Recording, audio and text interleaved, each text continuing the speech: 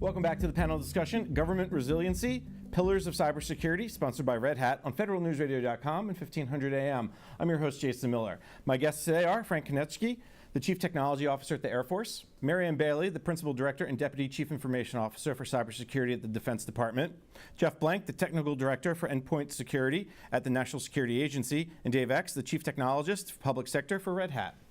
Now, before break, we're talking about kind of the intersection of cloud, cyber, open source. And one of the most interesting conversations I think that we're getting toward is this idea of cloud is agile. Marianne, you brought up the idea of it can grow, it can come down, and open source plays right into that.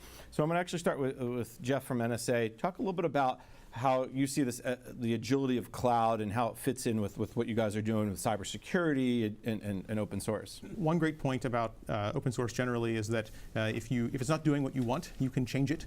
By having your developers immediately go ahead and make the change and push it out. So that's one great thing. And that's really important when you have something as complex as a cloud that has literally dozens of components, whether it's the hardware itself with a hypervisor on it, then any variety of virtual machines with any number of operating systems inside them, running any number of applications, possibly inside containers.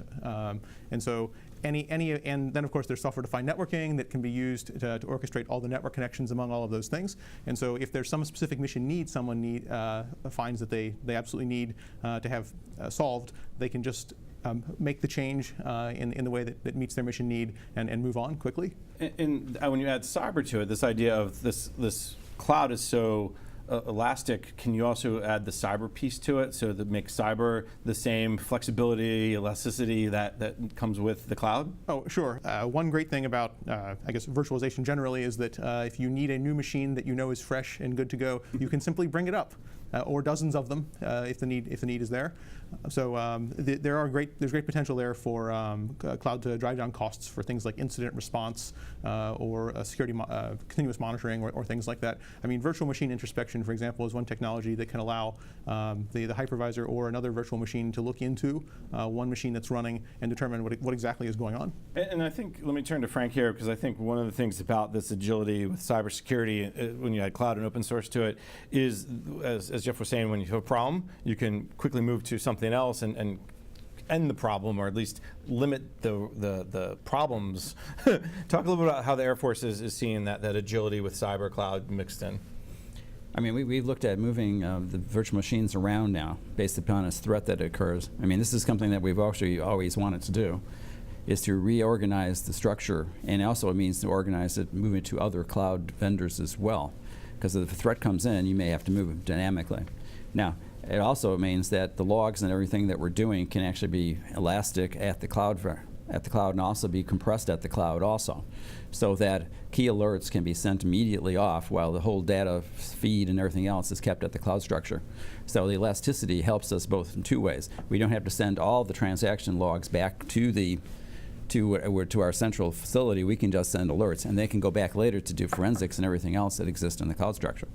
I think that's fascinating the way you described it. I know we'll get into some of the big data, but basically if you're looking for a specific signature or a specific type of problem that is maybe, you got an alert from DHS or you got an alert from NSA that said, hey, watch out for this, you could pinpoint that based on what you're seeing on pinpoint it in the hash code. You can go right into it, and then they can actually develop another virtual machine that could get rid of that hash code. Is that something that, going back to Jeff for a sec, is that something that you guys are also starting to see? Is that idea of really pinpoint where the cyber threats are? Absolutely. I mean, one great thing about the cloud is that it enables, it's not just the platform for handling big data, but it can produce big data for you in terms of events that are actually happening on the network. I mean, previously we would be limited to, say, a single site in order to gather data and try to find out some kind of interesting connection about events that are occurring.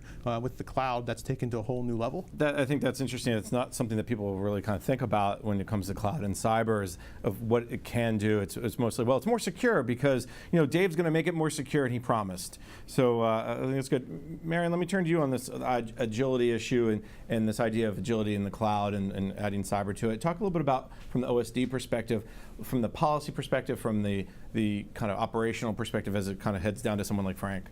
Yeah, so one of the things that we've been working on, we pushed out, is the SRG, Security Requirements Guideline. And the thing that is focused on is how to defend, right? So it's a cyber defense of the cloud. And so it's looking at where is the best place in the infrastructure to defend the different aspects of the cloud. And it looks at maybe for the applications, defending that at the mission level because that's where they understand it.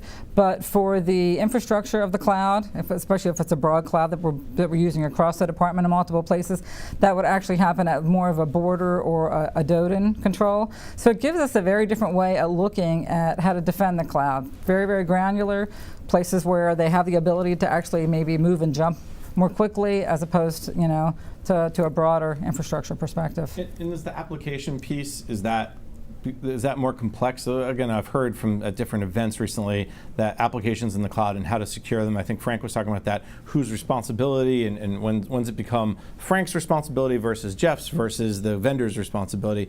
Is that also addressed in the SRGs and other guides? So we definitely give advice and guidance on how to move out with that, right? But certainly whoever is implementing it has to lay that out as part of adopting it and approving it.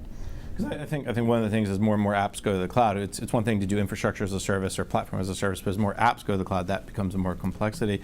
Dave, let me turn to you right now on this as well, this question of Agile and cybersecurity and cloud and open source and how it all fits together. Are you seeing that there's this need from customers who want to be more agile with cyber? Yeah, Yes. absolutely. Yeah. No, yeah. they want to be less agile. Well, no, and give well, you if the you think obvious about it, if you look at the Gartner, everybody's talking about 80% of the budget is spent on keeping the lights on, 20% for innovation, and I've seen so many other customers that have been on this patching hamster wheel, right, where it's like Patch Tuesday, they spend all month patching, and then it's Patch Tuesday again, and they have no time for innovation at all. And I remember an interview that Terry Halverson did a couple months ago where he was talking about the number one reason for data center consolidation in the DoD was labor, and so things like automation is he was like, if something can be automated, it should be automated, and it's those types of things that if you could automate those labor, those painful time sucks that you have to be able to do that frees up time for innovation, and then that's a lot of the work that, like you were saying, with the work that NIST has done with SCAP, and we've done with joint work with the DoD, NSA, NIST, and others to do things like the SCAP security guide to automate security baselines, make that part of the STIG. And so you could do things like security as a service where you're continuously checking your security posture, making sure it doesn't drift, and if it does drift, snap it back into position where it's totally hands off. I know the idea of security as a service is something the civilian agencies are starting to see through the continuous diagnostics and mitigation program. Jeff, since you guys are the security people at DoD, security as a service, how's that? Is that something that is starting to kind of bubble up, or has it been in the works? It's certainly on the radar in a big way. What I'd suggest instead, and it relates to it, is that the IETF Security Automation and Continuous Monitoring Working Group is doing some really exciting work with the end goal that any piece of software and indeed any platform out of the box is able to provide to the enterprise information about its current security posture. One longstanding problem, for example, is software inventory. What's on the box, right? Yeah. Or what's on the system. And there are these things called software ID tags. That's going to be part of what will be in SCAP. And SCAP, despite the P standing for protocol, was never really a protocol. It was more a set of formats. The next version will actually specify network protocols so that all of the things that are out there, perhaps eventually even Internet of Things, will be able to provide to the enterprise some security information about their posture. And so that's, I think, what's going to be really exciting, getting things out of the box that can just tell you about their compliant state, and that's going to really drive down costs. You got my reporter antenna up. SCAP, can you tell us more? Is there timing on that? I know you're maybe not in charge of it. Great question. Of course, because in fact there's work going on between NSA and DHS and NIST and with an IETF working group, I can't really make any promises about exactly no promises, right. Sounds like an interesting thing, especially as you talk about software ID tags, because that's the idea of what's on your network is just the inventory piece is just so difficult. Marianne's shaking her head, going, "Yes, I know." Mm-hmm. Talk a little bit about how how DoD is working on not just the inventory piece, but how does that relate back to this idea of what goes to the cloud and how to make sure it's cyber secure? I actually want to echo what Jeff said. Automation is the name of the game, period. I mean, there's just no, we've tried for many years to do things in this manual fashion. We need automation, we need consistent automation so that we can actually roll all this stuff up. I'm going to put a tiny little plug in for something that's a little bit aside from this, which is the DoD scorecard that we're doing, right? So we picked like the top 10 mitigations. It's kind of a simple, crazy thing, but until we got to a point where we could actually collect that information in an automated fashion, it's impossible to do and to be accurate with. So, the cloud offerings, they provide those capabilities for us.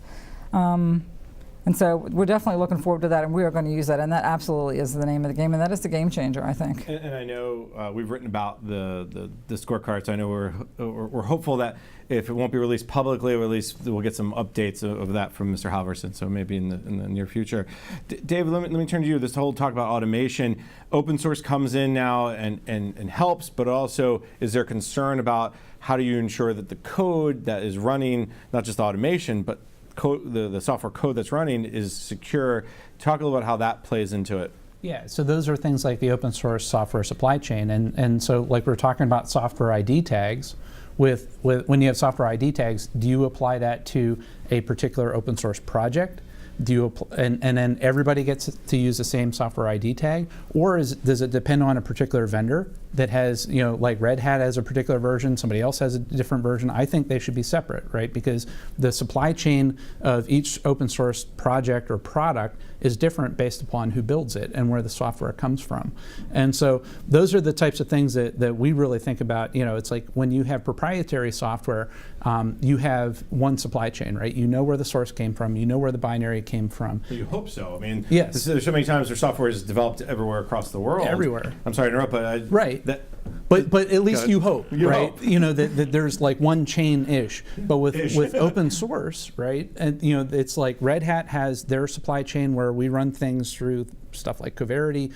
We do all kind of scans with our software. We take things through FIPS, common criteria, whereas there may be community projects that people pull down that may not have had those checks and balances. And what's worse is that we're talking before. It's like the great thing about open source is that if you don't like the way it works, you could change it.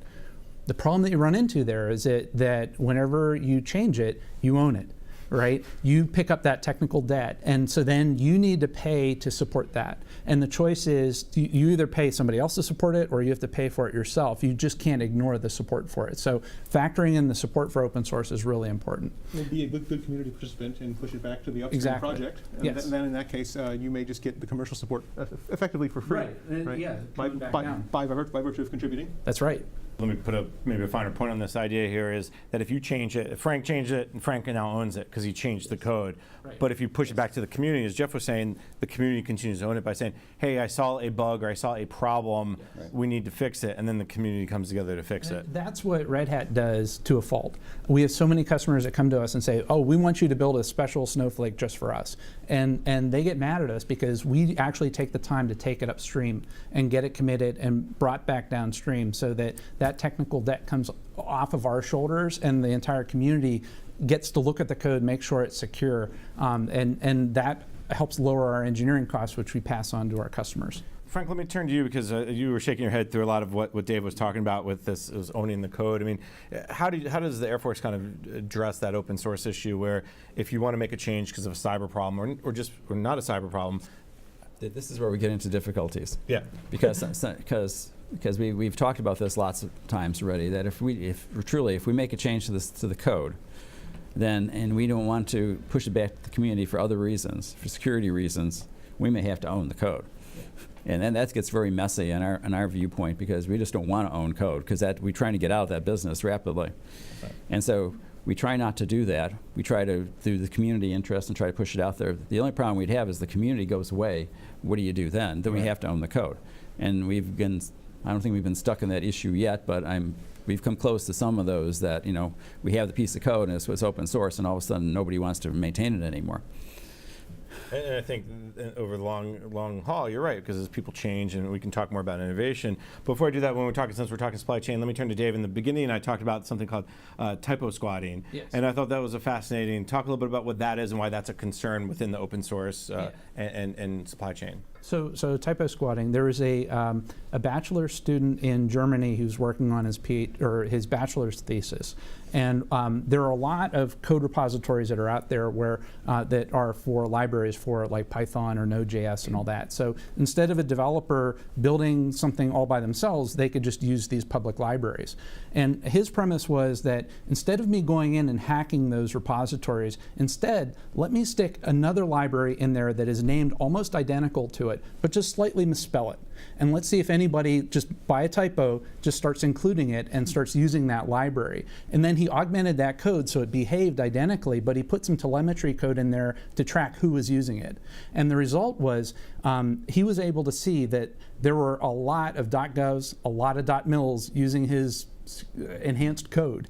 And so that's where things like having a software supply chain is really good, making sure that you get the software from a trusted source, or you're using tools like Black Duck or Sonatype that will scan the code that you have and realize that, oh, you're using this library and you're the only one using it. That should be a red flag that is, you're pulling this down, or a small number of people as opposed to tens of thousands of people using the same code. Jeff, you were smiling a little bit as he described the challenge. Talk a little bit about, when you hear something like that, how do you ensure from an NSA perspective that the code you're using, the supply chain, the tails, is a tail you know? Sure. So one reason I was smiling is because industry has already been developing and delivering technology that inherently addresses that. If you consider the mobile space, for example, all the code that comes to your mobile device has been cryptographically signed. And then, of course, you get it from an app store that's also signed there, and it's all validated by the device. So in many, unless you've done something really unwise, like decided to go use some sort of unknown source for applications, in the mobile device space, things are already much better sorted. And as a technology trend, I really hope to see that kind of thing happen in the traditional desktop and server space. And for example, many vendors do already sign their code. So running only signed code or validated code is one technical approach to dealing with that. All right, well, that's a great best practice. We're going to take a quick break. I think, Dave, you wanted to jump in on that a little bit maybe, but we're going to take a quick break. When we come back, we'll do that. You're listening to the panel discussion, Government Resiliency, Pillars of Cybersecurity, sponsored by Red Hat on federalnewsradio.com and 1500 AM.